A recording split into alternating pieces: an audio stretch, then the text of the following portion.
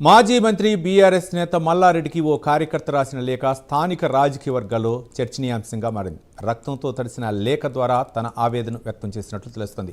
BRS party కార్యకలాపాలకు దూరంగా ఉంటూ ప్రత్యర్థుల వేదికలపై కనిపిస్తున్నారంటూ కార్యకర్తలు అసంతృప్తి వ్యక్తం చేస్తున్నారు. పార్టీ అధికారంలో ఉన్న సమయంలో చురుగ్గా వ్యవహరించిన మల్లారెడ్డి పార్టీ కష్టకాలంలో ఉన్నప్పుడు ఎందుకు దూరంగా ఉంటున్నారని ప్రశ్నిస్తున్నారు. తమలాంటి లక్షలాది మంది కార్యకర్తలు బీఆర్ఎస్ జెండాను మోసి పార్టీ కోసం పనిచేశారని, అలాంటి కార్యకర్తల విశ్వాసాన్ని దెబ్బతీయొద్దని లేఖలో తెలిపాడు.